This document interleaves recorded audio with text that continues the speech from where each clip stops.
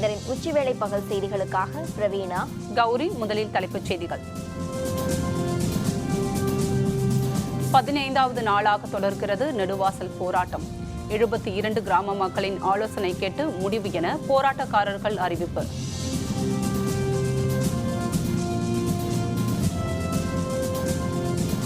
நாளை மாலை 4:30 மணிக்கு தமிழக அமைச்சரவை கூட்டம். பட்ஜெட் கூட்டத்தொடர் குறித்து விவாதிக்க வாய்ப்பு.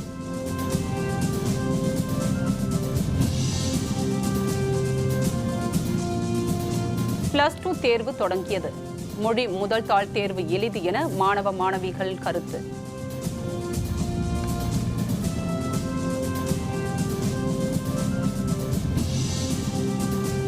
வங்கிகளில் 4 முறைக்கு மேல் பண பரிமாற்றத்துக்கு கட்டணம். வாடிக்கையாளர்கள் எதிர்ப்பு.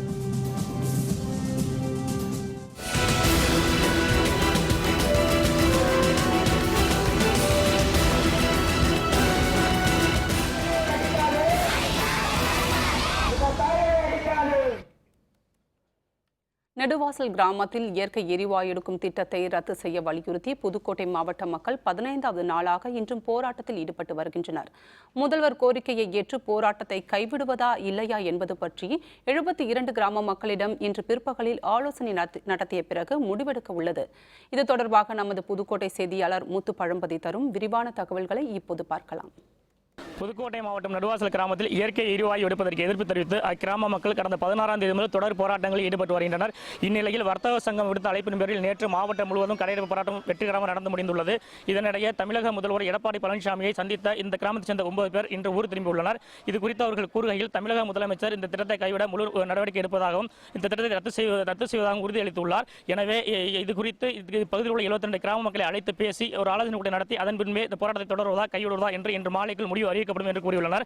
முதல்வர் இந்த கார்போஹைட்ரேட் திட்டத்துக்கு தமிழ்நாட்டில் மீத்தேன் திட்டத்திற்கு எப்படி புரட்சி தலைவர் அம்மா அவர்கள் எதிர்ப்பு தெரிவித்தாரோ அதே போல இந்த அரசும் அதற்கு முழு எதிர்ப்பு தெரிவிக்கிறது. இந்த திட்டத்தை எடுப்பதற்கான துறை சார்ந்த ஒத்துழைப்பையும் அனுமதியும் அளிப்பதில்லை என்று முடிவெடுத்து அறிவித்திருக்கிறார்கள். அதன் அடிப்படையில் நாங்கள் முதல்வருக்கு எங்கள் போராட்ட களத்தில் போய் கலந்து ஆலோசனை செய்து எங்கள் முடிவை அறிவிப்பதாக சொல்லிவிட்டு வந்திருக்கோம். நாங்கள் இப்போ போராட்டத்தில் நாங்கள் மட்டும் முடிவெடுக்கலை. கிட்டத்தட்ட இந்த சுற்றுவட்டத்தில் உள்ள 70 கிராமத்தை சேர்த்து தான் கூட்டம் போட்டு ஆலோசனை கூட்டம் போட்டு முடிவு பண்ணி ஒரு 11 தீர்மானம்லாம் அறிவித்தோம். அடுத்தாப்பில் இதில் எங்கள் ஊர் இளைஞர்கள்ங்கிற சுற்றுவட்டாரத்தில் உள்ள இளைஞர்களோட பங்கு அதிகம். அதனால் நாங்கள் எல்லார்ட்டையும் தமிழக அரசு எங்கள்கிட்ட சொன்ன கருத்தை வலியுறுத்தி சொல்லி இது சம்பந்தமாக கலந்து ஒரு முடிவை அறிவிக்க இருக்கிறோம். முதலமைச்சர் எங்களுக்கு பாசிட்டிவாக தான் எங்களுக்கு சொல்லியிருக்காரு. இருந்தாலும் மத்திய அரசாங்கம் இதை முழுமையாக எங்களை ரத்து செய்கிறோம் அப்படிங்கிறத அறிவிக்கணும். இந்த போராட்டத்தை அடுத்து என்ன வழியில் முன்னெடுத்து செல்லலாம் அப்படிங்கிறதுக்காண்டி தான் நாங்கள் கலந்தாலோசிக்க போகிறோம். அதுக்காண்டி எல்லாருமே வந்துட்டு இருக்காங்க. தொடர்ந்து இன்று 15வது நாளாக நெடுவாசல் கிராமத்தில் பொதுமக்களின் காத்திருப்பு போராட்டம் தொடர்கிறது. இந்த மாணவர்களின் போராட்டத்துக்கு ஆதரவாக பல்வேறு அரசியல் கட்சியினரும் பல்வேறு அமைப்புகளும் பல்வேறு சமூக நல அமைப்புகளும் தொடர்ந்து இங்கு ஆதரவு தெரிவித்து வருகின்றனர். வேந்தர் செய்திகளுக்காக புதுக்கோட்டையிலிருந்து சுபமுத்து பழம்பதி. தமிழக அமைச்சரவை கூட்டம் நாளை மாலை 4:30 மணி அளவில் நடைபெறுகிறது. இதில் விரைவில் தொடங்க உள்ள பேரவை கூட்டத்தொடரில் தாக்கல் செய்யப்படவுள்ள பட்ஜெட் பற்றி விவாதிக்கப்பட வாய்ப்புள்ளதாக தெரிகிறது. தமிழக முதல்வராக எடப்பாடி பழனிசாமி பதவியேற்றுள்ள நிலையில் முதல் முறையாக அவருடைய தலைமையில் தமிழக அமைச்சரவை கூட்டம் நாளை மாலை நடைபெறவுள்ளது. இதில் ஏற்கனவே அறிவிக்கப்பட்ட திட்டங்களுக்கு ஒப்புதல் வழங்குவது குறித்து விவாதிக்கப்பட உள்ளது. மேலும் பட்ஜெட் கூட்டத்தொடர் விரைவில் தொடங்க உள்ள நிலையில் பட்ஜெட்டில் இடம்பெற வேண்டிய அம்சங்கள் குறித்து விவாதிக்கப்பட வாய்ப்புள்ளதாக தெரிகிறது. தமிழகம் மற்றும் புதுச்சேரியில் இன்று தொடங்கிய +2 தேர்வில் இன்று நடைபெற்ற மொழி முதல் தாள் தேர்வு எளிதாக இருந்ததாக மாணவ மாணவிகள் தெரிவித்துள்ளனர். தமிழகம் மற்றும் புதுச்சேரியில் +2 பொதுத் தேர்வுகள் இன்று தொடங்கின. இன்று முதல் வரும் 30ஆம் தேதி வரை நடைபெறும் இந்த தேர்வுகளை தமிழகம் மற்றும் புதுச்சேரியில் 9,30,606 மாணவ மாணவியர் எழுதுகின்றனர். தேர்வுக்காக மாநிலம் முழுவதும் 2,427 மையங்கள் அமைக்கப்பட்டுள்ளன. இந்நிலையில் இன்று காலை 10 மணியளவில் தொடங்கிய மொழி முதல் தாள் தேர்வு எளிதாக இருந்ததாக மாணவ மாணவிகள் தெரிவித்துள்ளனர். எல்லாமே ஈஸியாக தான் வந்துச்சு. ஒரே ஒரு 4 மார்க் மட்டும் தான் கஷ்டமாக வந்துச்சு. அது மட்டும் தான் நாங்கள் அட்டென்ட் பண்ணல. மற்றது எல்லாமே அட்டென்ட் பண்ணியாச்சு. எல்லாமே ஈஸியாக தான் இருக்குது. நாங்கள் ப்ரிப்பேர் பண்ண மாதிரி எல்லாமே வந்திருந்தது. கஷ்டப்பட்டதுக்கு நல்லாவே பலன் கிடச்சிருக்கு. எல்லாம் படிச்சது தான். புக்கில் சார் சொன்னது, டீச்சர்ஸ் சொன்னது தான் எல்லாமே வந்துச்சு. மெட்டீரியல் கொடுத்தாங்க, ஸ்டடி மெட்டீரியல். அதுலேருந்து வந்துச்சு. அம்மா புக் கொடுத்துருந்தாங்க, அதுலேருந்து தான் நிறைய வந்துச்சு. இதில் 2 மார்க் தான் கொஞ்சம் டஃப். எக்ஸாம் நாங்கள் நினச்ச அளவு கஷ்டமாக வரல, ஈஸியாக தான் வந்துருந்துச்சு பேப்பர். இனிமேல் எல்லா பேப்பரும் இப்படியே வரணும்னு ஆசைப்படுறோம். ஈஸியாக தான் இருந்துச்சு. இல்லை, எல்லாமே சிலபஸ்குள்ளேருந்து தான் வந்துச்சு. முன்னதாக +2 தேர்வுக்காக செய்யப்பட்டிருந்த ஏற்பாடுகள் குறித்து சென்னை எழும்பூரில் உள்ள மாநில மகளிர் மேல்நிலைப் பள்ளியில் பள்ளிக் கல்வித்துறை அமைச்சர் செங்கோட்டையன் இன்று காலை ஆய்வு மேற்கொண்டார். அவருடன் பள்ளிக் கல்வித்துறை செயலர் சபிதாவும் உடனிருந்தார். ஆய்வுக்கு பின்னர் செய்தியாளர்களுடன் பேசிய அமைச்சர் செங்கோட்டையன், தமிழகத்தில் கடந்த ஆண்டை விட இந்த ஆண்டு கூடுதலாக 65,000 பேர் +2 தேர்வு எழுதுவதாக தெரிவித்தார். மொத்தமாக தமிழ்நாட்டில் கடந்த ஆண்டு 8,35,000 பேர்கள் இந்த தேர்விலே பங்கு கொண்டார்கள். இந்த ஆண்டு ஏறத்தாழ 9,30,000 பேர்கள் இந்த தேர்விலே பங்கு கொண்டிருக்கிறார்கள். போன ஆண்டை காட்டிலும் இந்த ஆண்டு நம்முடைய அரசு பள்ளிகளில் கூடுதலாக 65,000 மாணவர்கள் இன்றைக்கு தேர்வு எழுத உள்ளார்கள். ஆகவே இந்த அரசை பொறுத்தவரையிலும் கல்வித்துறையில் பல்வேறு மாற்றங்களை உருவாக்குவதற்காக விரைந்து பணிகளை மேற்கொண்டிருக்கிறோம். மின்னணு பணப்பரிமாற்றத்தை ஊக்குவிக்கும் வகையில் மாதத்தில் 4 முறைக்கு மேல் ரொக்கமாக பணப்பரிமாற்றங்களை மேற்கொள்ளும் வாடிக்கையாளர்களிடம் தலா ₹150 கட்டணம் வசூலிக்கப்படும் என HDFC மற்றும் ICICI ஆகிய தனியார் வங்கிகள் அறிவித்துள்ளன. மின்னணு முறையில் பணப்பரிமாற்றத்தை ஊக்குவிக்க மத்திய அரசு பல்வேறு நடவடிக்கைகளை மேற்கொண்டுள்ளது. இந்த நிலையில் HDFC, ICICI ஆகிய வங்கிகள் ரொக்க பணப்பரிமாற்றம் செய்யும் வாடிக்கையாளர்களுக்கு புதிய கட்டுப்பாடுகளை விதித்துள்ளன. ஒரு மாதத்தில் 4 முறைக்கு மேல் ரொக்க பணப்பரிமாற்றத்தை செய்தால் ₹150 கட்டணம் வசூலிக்க HDFC, ICICI வங்கிகள் முடிவு செய்துள்ளன. இதன் மூலம் ஒரு மாதத்திற்கு 4 முறை மட்டுமே பணப்பரிமாற்றம் இலவசம் என்றும் அதில் பணத்தை வங்கிக் கணக்கில் டெபாசிட் செய்வது மற்றும் எடுப்பது என இரண்டும் அடங்கும் என்றும் அதற்கு மேற்பட்ட பணப்பரிமாற்றம் செய்பவர்களுக்கு ₹50 முதல் ₹150 வரை பரிமாற்றம் செய்யும் தொகையை பொறுத்து கட்டணம் செலுத்த வேண்டும் என்றும் குறிப்பிட்டுள்ளது. இதேபோன்று ICICI வங்கியும் 5வது முறையாக பணப்பரிமாற்றம் செய்வதில் இருந்து ₹5 முதல் ₹150 வரை பரிமாற்ற கட்டணம் வசூலிக்க உள்ளதாக அறிவித்துள்ளது. ஆனால் அதிகபட்ச பணப்பரிமாற்ற வரம்பை அந்த வங்கி குறிப்பிடவில்லை. இந்த புதிய கட்டுப்பாடுகள் இன்று முதல் நடைமுறைக்கு வந்துவிட்டதாக HDFC, ICICI வங்கிகள் அறிவித்துள்ளன. இதனிடையே தனியார் வங்கிகளின் இந்த கட்டுப்பாட்டுக்கு வாடிக்கையாளர்கள் கடும் எதிர்ப்பு தெரிவித்துள்ளனர். நம்முடைய பணத்தை முதலீடு செய்யவும் எடுக்கவும் நாமே கட்டணம் செலுத்த வேண்டுமா என அவர்கள் கேள்வி எழுப்பினர். மின்னணு எந்திரங்கிறாங்க, சிபிஎஸ்ங்கிறாங்க, எல்லாமே எவ்ரிதிங் இருந்த உட்கார்ந்த இடத்துல தான் தட்ட போகிறாங்க. வேறு ஒன்றும் இது கிடையாது. அவங்க போய் எடுத்து கொண்டு கொடுக்குறதோ வைக்கிறதோ ஒன்றுமே கிடையாது. எவ்ரிதிங் இன் ஸ்கேனிங், எல்லாமே ஸ்கேன் பண்ணி தான் அனுப்புகிறாங்க. இதுக்கு எதுக்கு சார்ஜஸ் போடணும்? ஃபண்ட்ஸ் இல்லை, எல்லா ஃபண்ட்ஸும் அவங்க பேங்க்கில் தான் இருக்குது. அவங்களே அவங்க இது பண்ணிக்கலாமே, யூஸ் பண்ணிக்கலாமே. இதுக்கு மக்கள்கிட்ட சார்ஜஸ் வாங்கினா அதில் என்ன பிரயோஜனம் இருக்குது? பேங்க் வந்து சர்வீஸ் பண்ணுறதுக்கு தான் பேங்க் வச்சுருக்காங்க. இந்த மாதிரி 4 முறை 150 150 போச்சாங்கனாக்கா எங்களுடைய பணம் தான் வேஸ்ட்டாக போகும். நேஷனலைஸ் பேங்க் மட்டும் தான் யூஸ் பண்ணணுன்றதுக்காக அது மாதிரி பண்ணுறாங்க. அது அதர் பேங்க் அதான் ப்ரைவேட் தனியார் பேங்க் போகக்கூடாது, நேஷனலைஸ் பேங்க்கில் போகணுன்னு இந்த மாதிரி ஒரு இது போடுறாங்க. தாமிரபரணி ஆற்றிலிருந்து குளிர்பான ஆலைகள் தண்ணீர் எடுக்க விதிக்கப்பட்டிருந்த இடைக்கால தடையை நீக்கி உயர்நீதிமன்ற மதுரை கிளை உத்தரவிட்டுள்ளது. திருநெல்வேலி, தூத்துக்குடி மாவட்ட மக்களின் விவசாயம் மற்றும் குடிநீர் ஆதாரமாக தாமிரபரணி ஆறு விளங்கி வருகிறது. இந்நிலையில் திருநெல்வேலி மாவட்டம் கங்கை கொண்டானில் உள்ள சிப்காட் தொழிற்பேட்டையில் அமைக்கப்பட்டுள்ள பன்னாட்டு குளிர்பான ஆலைகள் நாள்தோறும் லட்சக்கணக்கான லிட்டர் அளவிற்கு தாமிரபரணியிலிருந்து தண்ணீர் எடுப்பதாக புகார்கள் எழுந்தன. தண்ணீர் எடுப்பதை தடை செய்ய தாக்கல் செய்யப்பட்ட பொதுநல மனுவை விசாரித்த உயர்நீதிமன்ற மதுரை கிளை தாமிரபரணியிலிருந்து குளிர்பான ஆலைகள் தண்ணீர் எடுக்க கடந்த நவம்பர் மாதம் இடைக்கால தடை விதித்தது. இந்த தடை மீதான நோட்டீஸுக்கு இன்று பதிலளித்த குளிர்பான ஆலை நிர்வாகம் உபரி நீரையே தாங்கள் பயன்படுத்துவதாக விளக்கம் அளித்திருந்தது. இந்த பதிலை ஏற்ற உயர்நீதிமன்ற மதுரை கிளை நீதிபதிகள் செல்வம், கலையரசன் கொண்ட அமர்வு தாமிரபரணியில் குளிர்பான ஆலைகள் தண்ணீர் எடுக்க விதிக்கப்பட்ட இடைக்கால தடையை நீக்கி உத்தரவிட்டது. மேலும் குளிர்பான ஆலைகள் தாமிரபரணியில் தண்ணீர் எடுக்க நிரந்தர தடை கோரும் 2 மனுக்களையும் உயர்நீதிமன்ற மதுரை கிளை தள்ளுபடி செய்துவிட்டது. இந்த தடை நீக்கத்திற்கு மாவட்ட மக்களிடையே கடும் எதிர்ப்பு எழுந்துள்ளது. நெல்லை மாவட்ட மக்களை பொறுத்தவரை இது ஒரு அதிர்ச்சி தருகின்ற தீர்ப்பாகத்தான் தெரிகிறது. ஏனென்றால் தாமிரபரணியிலே தண்ணீர் ஓடவில்லை, தேங்கித்தான் நிற்கிறது. ஒரு சொட்டு தண்ணீர் கூட அங்கே கடலில் கலக்கவில்லை, உபரி நீர் கிடையாது. இந்த நிலையில் உபரி நீரை இன்றைக்கு இது போன்ற தொழிற்சாலைகளுக்கு கொடுப்பதாக சொல்வது எந்த விதத்திலும் ஏற்புடையதாக இருக்காது. தாமிரபரணி நதியிலிருந்து இன்றைக்கு தண்ணீர் எடுக்க மதுரை உயர்நீதிமன்றம் தனியார் குளிர்பானத்திற்கு அனுமதி வழங்கியிருக்கின்றதை நாங்கள் மிகவும் வன்மையாக கண்டிக்கிறோம். தாமிரபரணி அமலை செடி மட்டும்தான் காணப்படுகின்றது. தாமிரபரணி நதி எங்கே இருக்கின்றது என்று தேடி கண்டுபிடிக்கின்ற இடத்தில் இன்றைக்கு இருந்து கொண்டிருக்கின்றது. நீதி நிலைநாட்டப்படும் என்று சொன்னால், இல்லாவிட்டால் இதை தொடர்ந்து எங்களுடைய போராட்டம் தொடர்ந்து கொண்டிருக்கும். இதுலேருந்து கிட்டத்தட்ட 5 மாவட்ட கூட்டு குடிநீர் திட்டங்கள் எல்லாத்துக்குமே பயணிட்டு இருக்குது. டேமுனை அணைக்கட்டு பகுதிகள் அனைத்திலும் சுற்றமாக தண்ணீர் ரொம்ப குறைவாக இருக்குது. குடிக்கிறதுக்கும் அத்தியாவசிய பணிக்குமே தண்ணி மக்களுக்கு ரொம்ப அன்றாட பணிக்கு தட்டுப்பாடாக இருக்கிற சூழ்நிலையில் இப்போ வெளிநாட்டு குளிர்பான நிறுவனங்களுக்கு தண்ணீர் வழங்குவது மிகவும் வருத்தம் கூடிய செய்தி. இதனிடையே உயர்நீதிமன்ற மதுரை கிளையின் உத்தரவுக்கு எதிர்ப்பு தெரிவித்து திருநெல்வேலியில் மக்களின் போராட்டம் தொடங்கியுள்ளது.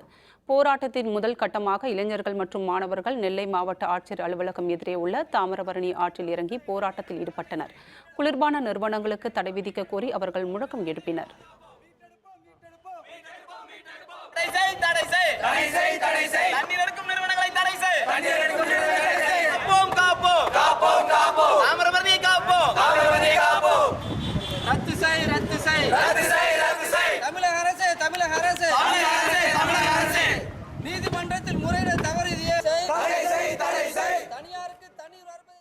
மதுரை உயர்நீதிமன்றத்தில் வந்த தீர்ப்பு இன்னைக்கு தாமிரபரணியிலேருந்து தண்ணீர் எடுக்கிறதுக்கு தனியார் நிறுவனங்களுக்கு அனுமதி அளிச்சிருக்குது. மிகப்பெரிய அதிர்ச்சியாக இளைஞர் மக்களையும் ஒட்டுமொத்த திருநெல்வேலியோட ஜீவநதியையும் ஒரு அழிக்கிற மாதிரி ஒரு சூழ்நிலை தான் அந்த தீர்ப்பு கொடுத்துருக்குறாங்க. இதை ஒட்டுமொத்த தமிழக மக்களும் எதிர்த்து எங்களுக்காக ஆதரவு கொடுத்துக்கிட்டு இருக்கிறாங்க. இந்த போராட்டம் தீர்ப்பு எப்போ திரும்ப மாற்றி அவங்க பரிசீலனை செய்கிறாங்களோ அதுவரை தொடர்ந்து நடக்கும்.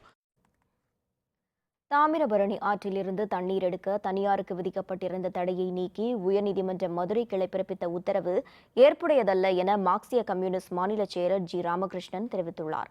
மார்க்சிய கம்யூனிஸ்ட் கட்சி சார்பில் எழுக தமிழகமே என்ற முழக்கத்துடன் மாநிலம் முழுவதும் பிரச்சாரம் நடைபெறுகிறது. இதற்கான தொடக்க விழா மதுரையில் இன்று நடைபெற்றது. இதில் கலந்து கொண்ட மார்க்சிய கம்யூனிஸ்ட் கட்சியின் மாநில செயலர் ஜி ராமகிருஷ்ணன் பின்பு செய்தியாளர்களுடன் பேசினார். அப்போது அவர் வறட்சியால் பாதிக்கப்பட்டு உயிரிழந்த 200 விவசாயிகளின் குடும்பங்களுக்கு தமிழக அரசு நிவாரணத் தொகையை வழங்க வேண்டும் என வலியுறுத்தினார். விவசாயிகள் இன்னைக்கு பல இடங்கள்ல இது பருவமழை பொய்த்த காரணத்தால உங்களுக்கு அணை மற்றெல்லாம் தண்ணி கிடைக்காத போது நிலத்தடி எடுத்து சாகுபடி செய்யறாங்க. அது அதல பாதாளத்துக்கு போயிடுச்சு. குடித்த நீரும் எடுக்க முடியல, விவசாயமும் செய்ய முடியல. இந்த பின்னணியில் அப்படி கோக்குக்கு அதே மாதிரி உங்களுக்கு கொக்கோ இது பெப்சிக்கு அனுமதி அளிக்க வேண்டும் என்று சொல்லக்கூடிய உயர்நீதிமன்ற அந்த உத்தரவு என்பது சரியானது என்பதை நான் சுட்டிக்காட்ட கடமைப்பட்டேன். ஜெயலலிதா சிகிச்சை பெற்றபோது பதிவான சிசிடிவி கேமரா பதிவுகளை வெளியிட வேண்டும் என்று அதிமுக முன்னாள் எம்பி PH பாண்டியன் தெரிவித்துள்ளார். சென்னையில் உள்ள முன்னாள் முதல்வர் பன்னீர்செல்வம் இல்லத்தில் செய்தியாளர்களுடன் பேசிய அவர், போயஸ் தோட்ட இல்லத்தில் கீழே தள்ளிவிடப்பட்டு காயமடைந்த நிலையில் ஜெயலலிதா அப்போலோ மருத்துவமனையில் அனுமதிக்கப்பட்டதாக தெரிவித்தார். மருத்துவமனையில் இருந்த 27 சிசிடிவி கேமராக்களை அகற்றப்பட்டதாக மேலும் தெரிவித்த அவர், அவ்வாறு உத்தரவிட்டது யார் என கேள்வி எழுப்பினார். அவர் சிகிச்சை பெற்றபோது பதிவான சிசிடிவி கேமரா பதிவுகளை வெளியிட வேண்டும் என்றும் அவர் மேலும் தெரிவித்தார். எய்ம்ஸ் மருத்துவ குழுவினர் ஜெயலலிதாவிற்கு அளித்த சிகிச்சை பற்றிய அறிக்கையை எய்ம்ஸ் மருத்துவமனை வெளியிட வேண்டும் எனவும் அவர் மேலும் குறிப்பிட்டார். புரட்சித் தலைவி அம்மா அவர்கள் ஆஸ்பத்திரியில் சேர்க்கப்பட்டது டிஸ்சார்ஜ் சம்மரியில் இதை சொல்லி இருக்கின்றார்கள், தள்ளிவிடப்பட்டார் என்று. அப்போலோ மருத்துவமனையில் 27 சிசிடிவி கேமராக்கள் அம்மா அவர்கள் வந்த பிறகு அகற்றப்படுகிறது. 27 சிசிடிவி கேமராக்களை அப்போலோ மருத்துவமனையில் அகற்றச் சொன்ன உத்தரவு போட்டது யார்? தமிழகத்தைச் சேர்ந்த 13 மீனவர்கள் படகுகளுடன் சிறைப்பிடிப்பு. இலங்கை கடற்படை மீண்டும் அட்டூழியம். விவரம் விளம்பர இடைவேளைக்கு பிறகு.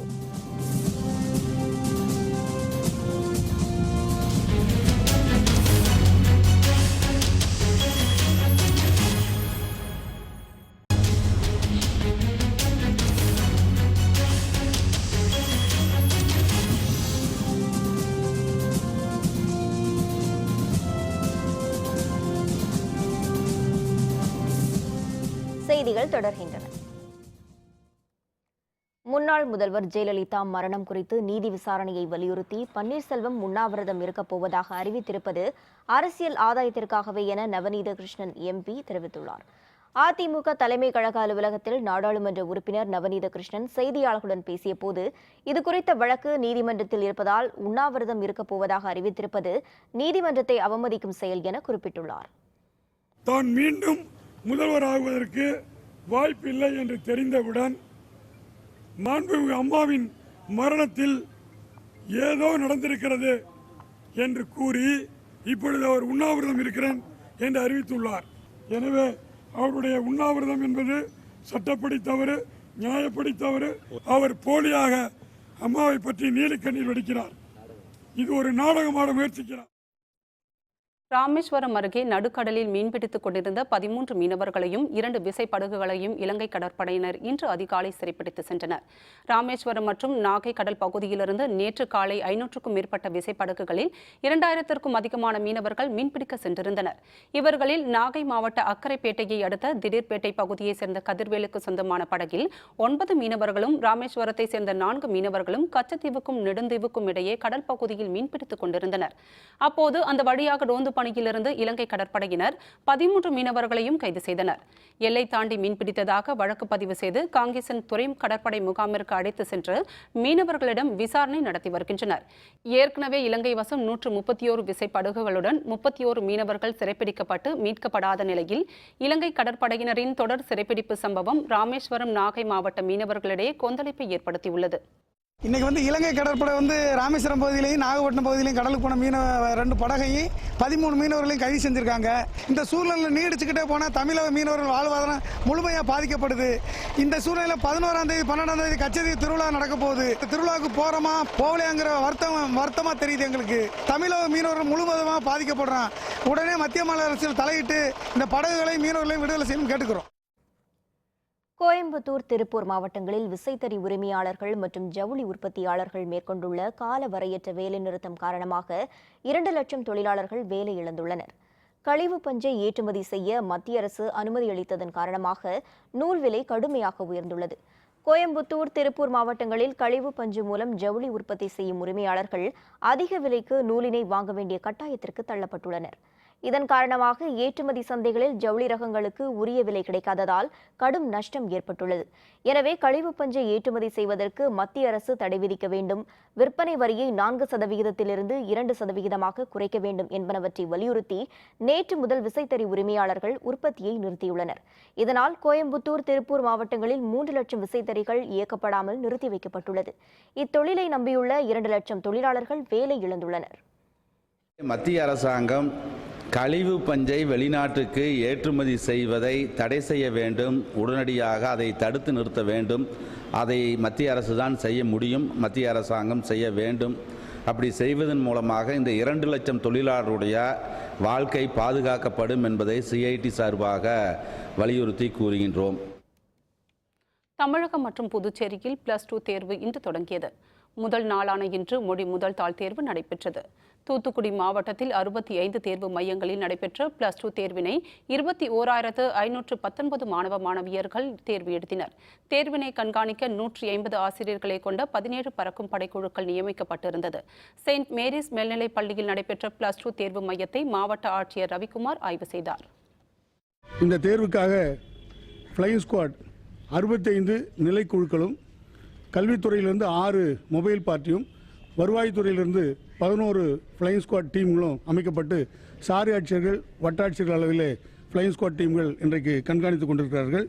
மாணவர்களுக்கான அனைத்து அடிப்படை வசதிகளும் செய்து கொடுக்கப்பட்டுள்ளது. நாமக்கல் மாவட்டத்தில் உள்ள 74 மையங்களில் நடைபெற்ற +2 பொதுத் தேர்வில் 1850 அலுவலர்கள் கண்காணிப்பு பணியில் ஈடுபட்டனர். +2 பொதுத் தேர்வின் முதல் நாளான இன்று நாமக்கல் மாவட்டத்தில் மாணவ மாணவியர் உள்பட 30,333 பேர் தமிழ் முதல் தாளை எழுதினர். தேர்வு நேரத்திற்குள் முன்பாக மையத்திற்குள் சென்ற மாணவ மாணவியர் முனைப்பான சோதனைக்கு பின்பே அனுமதிக்கப்பட்டனர். மோகனூர் சாலையில் உள்ள அரசு மகளிர் மேல்நிலைப் பள்ளியில் பள்ளி கல்வித்துறை அனுமதித்துள்ள பொருட்களை தவிர வேறு எந்த பொருட்களையும் மாணவிகள் எடுத்து செல்ல அனுமதிக்கப்படவில்லை. நாமக்கல் மாவட்டம் முழுவதும் பறக்கும் படையினர் சென்று தேர்வை கண்காணித்தனர். தர்மபுரி மாவட்டத்தில் நடைபெற்ற +2 தேர்வு மையங்களில் அலுவலர்கள் முனைப்பான கண்காணிப்பு பணியில் ஈடுபட்டனர். +2 தேர்வு இன்று தொடங்கியுள்ள நிலையில் தர்மபுரி மாவட்டத்தில் மாணவ மாணவியர் 22,605 பேர் தமிழ் முதல் தாளை எழுதினர். 57 மையங்களில் நடைபெற்ற தேர்வை 531 ஆசிரியர்கள் முனைப்பான கண்காணிப்பு பணியில் ஈடுபட்டனர். இலக்கியம்பட்டி அரசு ஆண்கள் மேல்நிலைப் பள்ளியில் உள்ள தேர்வு மையத்தை மாவட்ட ஆட்சியர் விவேகானந்தன் நேரில் பார்வையிட்டு ஆய்வு செய்தார். திருவண்ணாமலை மாவட்டத்தில் 80 தேர்வு மையங்களில் 211 பள்ளிகளைச் சேர்ந்த 1,33,388 மாணவ மாணவியர்கள் இன்று +2 தேர்வு எழுதினர். காலை 9:45 மணிக்கு தேர்வு அறைக்குள் மாணவ மாணவியர் அனுமதிக்கப்பட்டு 15 நிமிடங்கள் வினாத்தாள்கள் படிப்பதற்கு நேரம் ஒதுக்கப்பட்டது. 10:15 மணிக்கு தேர்வு தொடங்கியது. 1500 அலுவலர்கள் தேர்வு பணியில் ஈடுபட்டனர். திருவண்ணாமலை மாவட்ட முதன்மை கல்வி அலுவலர் ஜெயக்குமார் தேர்வு மையங்களை ஆய்வு செய்தார். நெல்லை மாவட்டத்தில் 107 தேர்வு மையங்களில் நடைபெற்ற +2 தேர்வில் 38,271 மாணவ மாணவியர்கள் தேர்வு எழுதினர். பாளையங்கோட்டை இக்னேஷியஸ் கான்வென்ட் மையத்தில் நடைபெற்ற +2 தேர்வை மாவட்ட ஆட்சியர் கருணாகரன் ஆய்வு செய்தார். பின்னர் செய்தியாளர்களுடன் பேசிய மாவட்ட ஆட்சியர் கருணாகரன், நெல்லை, சேரன் மகாதேவி, தென்காசி ஆகிய 3 கல்வி மாவட்டங்களில் நடைபெறும் தேர்வினை கண்காணிக்க 256 பறக்கும் படைக்குழு நியமிக்கப்பட்டுள்ளதாக குறிப்பிட்டார். தென்காசி, திருநெல்வேலி, சேரன் மாதேவி உள்ளிட்ட கல்வி வட்டங்களிலே தனித்தேர்வுகள் உட்பட 38,271 பேர்கள் இந்த தேர்வுகளை எழுதுகின்றார்கள். இந்த அனைத்து மையங்களிலும் குடிநீர் வசதி, கழிப்பிட வசதி, மாணவ மாணவிகள் சென்று வருவதற்கு போக்குவரத்து வசதி ஆகிய அனைத்து ஏற்பாடுகளும் செய்யப்பட்டுள்ளது. திருநெல்வேலி மாவட்டம் தென்காசியில் உள்ள அருள்மிகு காசி விஸ்வநாத சுவாமி கோவிலில் மாசி மக பெருவிழா கொடியேற்றத்துடன் இன்று தொடங்கியது. தென்காசியில் உள்ள அருள்மிகு காசி விஸ்வநாத சுவாமி கோவிலில் ஆண்டுதோறும் பல்வேறு விழாக்கள் சிறப்பாக கொண்டாடப்பட்டு வருகின்றன. அதன்படி 10 நாட்கள் கொண்டாடப்படும் மாசி மக பெருவிழா இன்று காலை கொடியேற்றத்துடன் தொடங்கியது. இதனை முன்னிட்டு இன்று காலை கொடிமரத்திற்கு பால், தயிர் உள்ளிட்ட பல்வேறு பொருட்களால் சிறப்பு அபிஷேகமும் தீபாராதனையும் நடைபெற்றது. பின்பு சிவாச்சாரியார்கள் வேத மந்திரம் முழங்க கொடிமரத்தில் கொடியேற்றி வைக்கப்பட்டது. இதில் பக்தர்கள் ஏராளமானோர் கலந்து கொண்டு தரிசனம் செய்தனர். தொடர்ந்து நாள்தோறும் சிறப்பு ஆராதனைகளும் சுவாமி வீதி உலாவும் நடைபெற உள்ளன. விழாவின் முக்கிய நிகழ்வாக வரும் 10ஆம் தேதி தேரோட்டம் நடைபெற உள்ளது.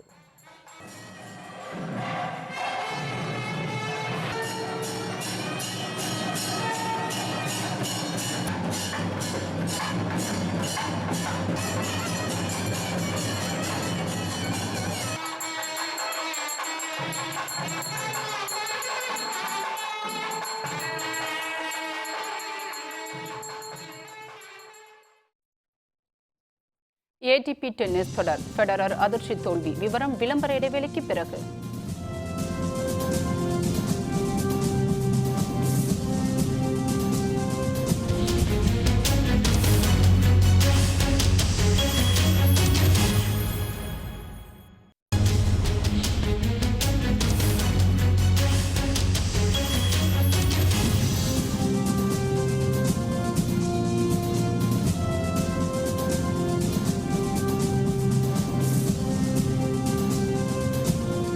செய்திகள் தொடர்கின்றன.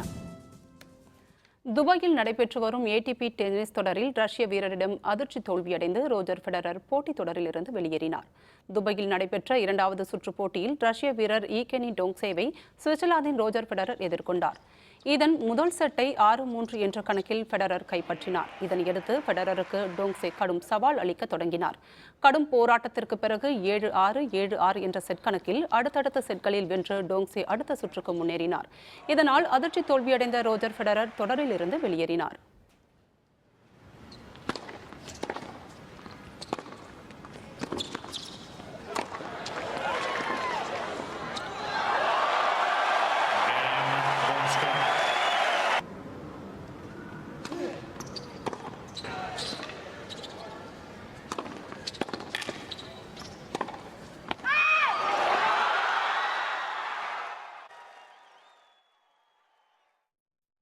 முன்னதாக நடைபெற்ற மற்றொரு 2வது சுற்று போட்டியில் பிரிட்டன் வீரர் ஆண்டி முறை வெற்றி பெற்று அடுத்த சுற்றுக்கு முன்னேறினார். ஸ்பெயின் வீரர் கார்சியா லோபஸை எதிர்கொண்ட அவர் தொடக்கம் முதலே சிறப்பான ஆட்டத்தை வெளிப்படுத்தினார். இதனால் 6-2, 6-0 என்ற நேர் செட்களில் எளிதாக வென்ற ஆண்டி முறை 3வது சுற்றுக்கு முன்னேறினார்.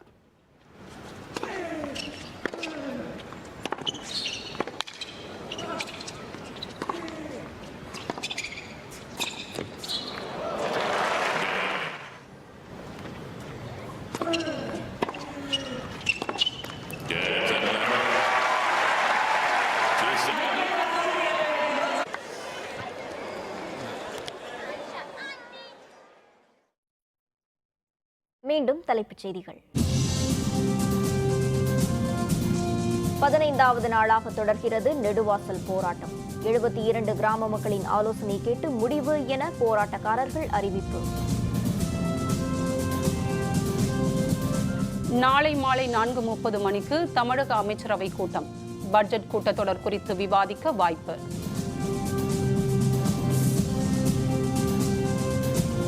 +2 தேர்வு தொடங்கியது. மொழி முதல் தாள் தேர்வு எளிது என மாணவ மாணவிகள் கருத்து. வங்கிகளின் 4 முறைக்கு மேல் பண பரிமாற்றத்திற்கு கட்டணம். வாடிக்கையாளர்கள் எதிர்ப்பு.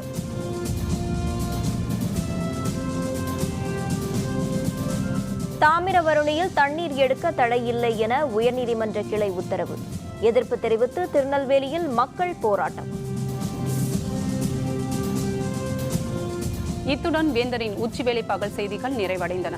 மீண்டும் மாலை 6 மணிக்கு வேந்தரின் அந்திமாலை குறுஞ்செய்திகளில் சந்திப்போம். வணக்கம். வணக்கம்.